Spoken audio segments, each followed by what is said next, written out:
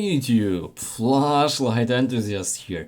Another light from Cyansky Flashlight Company, this time the K3. As with the headlamp, they reached out to me and asked me politely if I'd like to review their product. So obviously I said yes, because I'm very excited about new products on the market, especially if they are high quality. I'm not sure yet, but I will let you know about this K3. But now let's look at the box here. So pretty much very same box as the in case of HS6R headlamp. So white box with some blue accents and the flashlight picture. So this one features the SFT40 LED, which I really like. It gives an amazing output and very clean beam with no tint shift. So I'm pretty excited about this one, and check this out. Looks like it does feature stabilization and the output, flat output regulation. So again, pretty amazing teaser, but let me check how it actually reflects the reality. All right, so a couple of statistics. So 600 meters of row, wow, very nice. 1600 lumens, very good indeed. So let's just open this up and show you what we've got inside. So basically, very nice packaging here. All right, so here it is, our Cyansky K3 flashlight with some label to it, obviously. Okay, looking really good. And what accessories do we have here? We've got USB to USB-C charging cable, Apple style, so really quality white insulation here. Pretty hard, so not as soft as Apple, but really resembling it. Very nice, I like it already. Okay, here we've got the lanyard, we've got double O-ring replacement, that's good. And also spare switch cover here, all right. And looks like a quality nylon holster. All right, so let me just check how the flashlight fits in. It is quite important actually. Okay, this has some stretching fabric here of the sides. All right, so fits good, but you have to apply some force to fit it in, and then the Velcro goes like this, and voila. Looks pretty solid. Cyansky logo, very good. Definitely a nice addition. I would use that one on my belt. Okay, so that's basically it in terms of accessories. I believe there's also included the battery inside, so let's just unscrew the tail cap and see if it is in. Of course, that's really good. I like that already. So remove the insulation pin before the first use. And in terms of the battery, we've got Cyansky logo on the tail. This is the 5000 mAh, so good capacity, 21700 battery. And it also features the USB-C charging port inside the battery, so no need for the external charger. Very good, but on the other hand, you have no problem in the external port and the flashlight body, so waterproofness shouldn't be any issue here. Coming back to the flashlight itself, this piece looks really solid. I mean, the overall finish and the build quality is excellent on this one. I really adore this light matte finish on this one, so slightly glossing but still matte. And when you take it to your hand, you definitely feel the solidness and build quality of this one. Let me draw your attention to the side switch, because this thing is actually metal, not the rubber one that you usually see on such constructions, but pure metal. The click is perfect. We've got tightly sitting press fit clip here, so you can attach this one to your equipment, and the stiffness is overall really good in my opinion. We've got lightly granulated bezel with some zirconium pressure points here, 3 of them as you can see right now. Yeah, so you can use this one to break windows, glass, and even hand combat if you like. We've got nice purplish anti-reflective coating here. And what we can see in the reflector is the newest SFT40 emitter, so nice even wide beam with very nice throw to it, but still plenty of sidelight if you ask me. It's definitely better in my opinion than Osram LEDs because of the less tint shift. but that's just my opinion. All right, I'm pretty sure they made the conscious decision, and I'm really glad they chose the SFT40 LED because this one is awesome. All right, we've got some engravings here, hot markings, serial number, European certificates, and obviously Cyansky K3 model engraved here. The knurling on the tube gives you nice grip, but it's not that aggressive to tear your pockets. Okay, and we've got also the tail switch here, rubber with some logo to it. I'm not sure if it's Cyansky logo or something, but looks good. Okay, and lanyard attachment here on one side, but as you can see, we've got 2 holes, so even with lanyard attachments properly from 2 holes, the flashlight can still tail stand without any problem. So this is definitely a nice addition, especially that not all tactical lights with tail switch can feature such option. Okay, so let me just show you the insides real quick. So we've got here a very well made threads. We've got square, well greased with well fitting O-ring. All right, and we've got quite thick spring with long travel.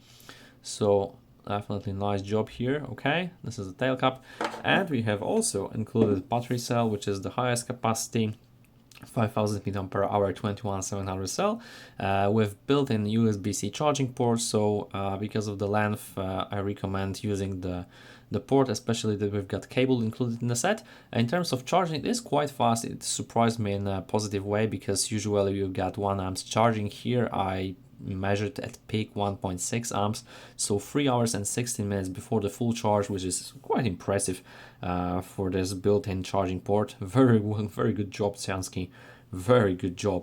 All right, and what we've got on the other side from the head side are pretty identical threads, but a little bit shorter, so the tube is not interchangeable in terms of position. So we've got only one position of the clip facing the head, but perfectly fine.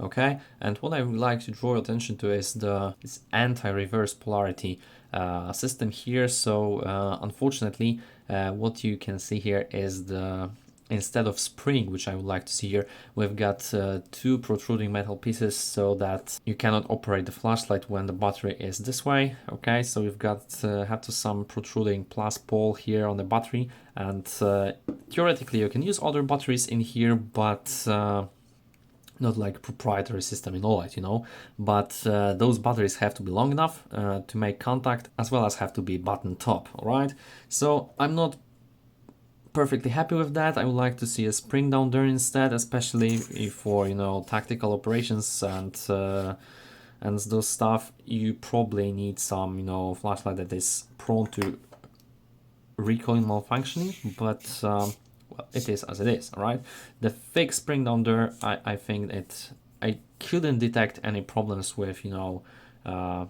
breaking contact due to shocks or something, so it seems perfectly fine. But with other batteries, I cannot guarantee that. All right, so the user interface is pretty straightforward. We've got tactical tail switch, so physical button, so no parasitic drain on the batteries while the flashlight is off due to no electronic switch. Okay, that's nice. And you lightly press to have the momentary. Once you release, the flashlight turns off, or you can fully click to have, you know, constant illumination. And then you've got just to press the side switch to change from low, medium, high, and turbo. So 4 modes of steady light: low, medium, high, and turbo. The spacing is quite good, and the runtime is also very nice from this high capacity battery. And you also can hold the switch from any mode to enter the variable frequency disorientating strobe quite fast and quite slow depending on the times, and one click brings you to the last memorized mode. And that's basically it in terms of user interface. No lockout, no SOS, and something like that. So pretty straightforward, pure user interface, and I like that way. You cannot have the most complicated user interface in the tool like that. All right, so if you need to lock out the flashlight mechanically, you can always just slightly unscrew the head or the tail cap, and as you can see, the flashlight won't operate unless you screw it down tightly again. So that's in terms of lockout. Here are my measurements of output with my Texas Ace Lumen tube, and now we should really proceed to the runtime graphs because they are quite interesting. All right. As you remember at the beginning of the video, I'd show you the runtime graphs at the Cyansky K3 box, and I was wondering whether it is true flat stabilization, you know, regardless of testing conditions. And let me show you what I've got here, okay? So this is the turbo output graph taken in room temperature, uncooled environment on the included 5000 mAh battery. I measured 1513 lumens at start. The rest was calculated based on my lux meter measurements. As you can see, we've got pretty nice step down right from the start, but it is pretty slow step down, and only after 3 minutes and 24 seconds we've got the steady lumen level of 827 lumens, and for the next 7 minutes it was pretty stable, and then somehow the algorithm changed and we've got up and down regulation, which reminds me of the excellent thermal regulation in zebra lights. So you know, the flashlight hits up a little bit, it decreases the output, it decreases temperature, the output increases to, you know, hold a steady line, but definitely you won't see this with your naked eye, but lux meter won't forgive such thing. But I have nothing against such regulation, no, because definitely you can see that driver can sustain steady amount of light, but it just gives you some slow adjustments of output to hold the steady temperature while giving you the maximum possible performance. Okay, this is nothing wrong with it as long as it does not fall in the work cost category when you've got like 500 lumens increases and then decreases in terms of, you know, 3 minutes. Here definitely some interesting thermal regulation and I like it. All right, so we've got over 2 hours in turbo runtime graph, and now let's proceed to the high mode. Here we've got similar situation but without initial step down, so I measured around 789 lumens at startup, and then after 30 minutes the thermal regulation kicked in, and as you can see we've got slow adjustments, but still the output line is quite flat in terms of, you know, average. All right. What is worth mentioning is that in my test the high mode did not achieve the claimed 3-hour runtime, but it was more like 2.5 hours. All right. And I also measured the medium mode just to make sure that the claims were actually true, and they actually were. I measured around 209 lumens to startup, and as you can see there were some slight fluctuations, but what you can see here is the fluctuations of plus and minus 3 lumens. Alright, so this is definitely almost exceptionally flat output, and we've got the runtime of around 11.5 hours, so pretty close to the claimed 12 hours. Very nice indeed, and the body did achieve only 24 degrees, so really you cannot feel that. So very nice performance. I'm pretty satisfied. Excellent one. What I would like to compare the Cyansky K3 flashlight is the Acebeam L17 on Osram Green. Unfortunately, I don't have the Osram White version, but it is pretty similar in size. As you can see, this is the 18650 version, so as you can see it is only slightly smaller, but with definitely lower capacity battery. And we've got also here the Acebeam P15, also the 18650 battery flashlight on the similar SFT40 LED, but much smaller reflector. So let's see how they compare in the forest. First the Cyansky K3, this is low, medium, high, and turbo output. Look how focused the hotspot is. Definitely this is not the SBT90 thrower kind of view, but still this is kind of impressive, you know. Look how focused the hotspot is at the near terrain and now down the road. Definitely nice view here. Nothing can hide in this 200-meter range to the tree line down there. Pretty nice. So let's focus one again. Low, medium, high, and turbo output, and maybe you want a strobe. There you go. Now the Acebeam L17 for comparison. Osram W2 green emitter.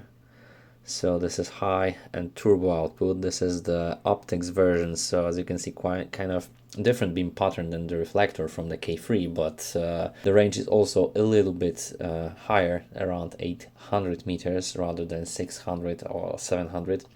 But you get the idea, right? The optics kind of gives a different beam patterns: low, medium, high, and turbo once again. Look how focused this beam is. This is unbelievable, really. But green Osram is out of the league of, white SFT40, to give you the perspective. Here is something more comparable, the Acebeam P15. This is high output, low, medium, high, and turbo output, similar SFT40 LED, but much smaller reflector. So as you can see, the beam is not that focused, around 300 meters range on this one, but still plenty usable light beam. As you can see, near or far, you can still see some pretty well in this area, 200 meters to the tree line and down the road. Wow. And to give you the perspective, K3 once again on turbo output, going to the trees down there, 200 meters down the field.